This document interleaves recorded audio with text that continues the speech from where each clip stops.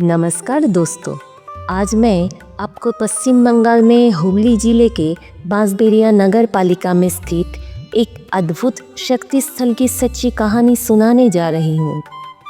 एक ऐसा मंदिर जिसका रूप, जिसका इतिहास और जिसमें छुपा तांत्रिक रहस्य, सब कुछ सुनकर आप सब हैरान रह जाएंगे। दोस्तों, ये कहानी मैंने इंटरनेट के इधर उधर से नहीं उठाई है। ये सारी जानकारी भारतीय पुरातत्व विभाग, ऐतिहासिक शोध पत्र और पश्चिम बंगाल के असली ऐतिहासिक अभिलेखों से ली गई है। मैं हमेशा आप लोगों को सिर्फ और सिर्फ सच्चा और प्रामाणिक इतिहास ही सुनाती हूँ। ये कहानी है माँ हंसेश्वरी मंदिर की।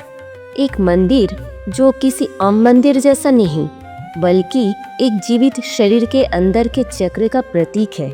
दोस्तों, इस कहानी की शुरुआत होती है 1700 के आखिरी वर्ष में, जब बांसबेरिया के राजा नृसिंहदेव राय महाशय गहन ध्यान और तांत्रिक साधना के लिए वाराणसी गए थे।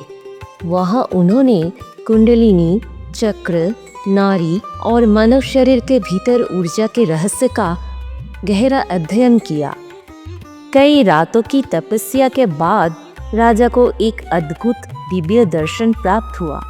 उन्होंने देखा कि माँ काली एक बेहद कोमल और अद्वितीय रूप में उनके सामने प्रकट हुई और उन्होंने अपने इस दिव्य रूप का नाम बताया हंसेश्वरी, यानी वो माँ जो हंस के रूप में संपूर्ण जगत की शक्ति का प्रतीक है। दर्शन के साथ ही माँ ने राजा को आदेश दिया, बांसबेरिया में एक ऐसा मंदिर बनाओ जो मानव शरीर की तरह ऊर्जा से जीवित हो। और राजा तुरंत बांसबेरिया लौट आए और मंदिर के निर्माण की शुरुआत कर दी। लेकिन दोस्तों, भाग्य को कुछ और ही मंजूर था। राजा नृसिंहदेव राय मंदिर को पूरा होते हुए देख नहीं पाए। इतिहास के अनुसार उनका देहांत लगभग 1802 में हो गया था। मंदिर का निर्माण शुरू हो चुका था, मंदिर का पहला चरण पूरा हो गया था, लेकिन जो भव्य स्वरूप राजा ने अपने मन में रचा था, वो मंदिर अभी अधूरा था। उस अधूरे सपने को पूरा करने के लिए आगे बढ़ी राजा की धर्मपत्नी रानी शंकरी देवी ने। पूरे भक्तिभाव, तपस्या और दृढ़ इच्छा के साथ रानी माँ ने मंदिर निर्माण की जिम्मेदारी संभाली। उन्होंने अपनी पूरी संपत्ति मंदिर के लिए अर्पित कर दिया और इतिहास में मान्यता है कि राजा नृसिंहदेव राय का परलोक गमन के लगभग 12 साल बाद सन 1814 में रानी शंकरी देवी ने माँ हंसेश्वरी मंदिर का निर्माण पूरा करवाया। दोस्तों, ये मंदिर देखने में ऐसा लगता है जैसे आसमान में 13 कमल की कलियां खिल गई हो। मंदिर पर 13 मीनार बने हैं और हर मीनार एक कमल की कली के रूप में तैयार किया गया है। ये बनावट कुछ भी यूं ही नहीं, ये मंदिर मानव शरीर के 6 चक्र यानी पूरा तांत्रिक 6 चक्रभेद की अवधारणा पर बना है। मंदिर कुल 5 मंजिलों का है और हर मंजिल मानव शरीर की एक ऊर्जा परत का प्रतीक है। 1 वज्रक्ष, 2 ईरा, 3 चित्रिनी, 4 पिंगला, 5 सुषुम्ना, यानी कि ये मंदिर एक जीवित शरीर का तांत्रिक आकार है। मंदिर के अंदर कुछ गुप्त पद भी बनाए गए हैं जिन्हें नाड़ियाँ माना जाता है, बिल्कुल वैसे ही जैसे हमारे शरीर में ऊर्जा प्रवाहित होती है। गर्भगृह में स्थित माँ हंसेश्वरी की मूर्ति नीम की लकड़ी से बनी है।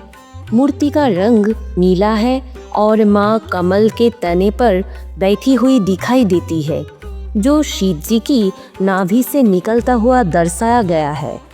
शिव और शक्ति का ये यौगिक रूप इस मंदिर की सबसे गहरी पहचान है। ये मंदिर सिर्फ एक दर्शनीय स्थान नहीं, बल्कि एक ऐसा आध्यात्मिक स्थल है जिसे तांत्रिक ऊर्जा का अत्यंत शक्तिशाली केंद्र माना जाता है। यहाँ लोग केवल दर्शन के लिए नहीं आते, बल्कि अपनी आत्मा के भीतर उठती ऊर्जा, शांति और दिव्यता को महसूस करने आते हैं, जैसे कोई अदृश्य शक्ति उन्हें भीतर से स्पर्श कर रही हो। मंदिर के बिल्कुल पास अनंता वासुदेव मंदिर भी स्थित है, जो विष्णु और कृष्ण भक्ति का अत्यंत प्राचीन और महत्वपूर्ण केंद्र है। दोनों मंदिर एक ही परिसर में स्थित होने के कारण ये स्थान शिव शक्ति और विष्णु इन तीनों महाशक्तियों का एक अद्भुत दिव्य और दुर्लभ संगम बन जाता है। आज ये मंदिर भारतीय पुरातत्व सर्वेक्षण ASI के अंतर्गत एक हेरिटेज साइट है। हर साल हजारों भक्त मां के दर्शन के लिए यहाँ पहुँचते हैं।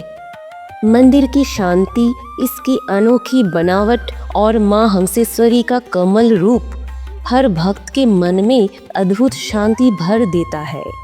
तो दोस्तों, श्री हंसेश्वरी मंदिर की ये कहानी हमें बताती है कि जब भक्ति सच्ची होती है तो सपने चाहे किसी एक व्यक्ति ने देखे हो, पर उन्हें पूरा करने का आशीर्वाद पूरी सृष्टि दे देती है।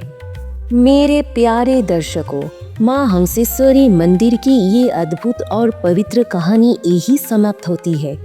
आशा करती हूँ आपको ये दिव्य कथा पसंद आई होगी। अगर कहानी अच्छी लगी हो तो वीडियो को लाइक करें, अपने दोस्तों के साथ शेयर करें और ऐसे ही सच्ची आध्यात्मिक और ऐतिहासिक कथाएं सुनने के लिए हमारे चैनल ज्ञान भक्ति कथा को सब्सक्राइब ज़रूर करें। अगली कहानी में फिर मिलूंगी। तब तक मां हंसेश्वरी का कृपा आशीर्वाद आप सब पर बना रहे। जय मां हंसेश्वरी।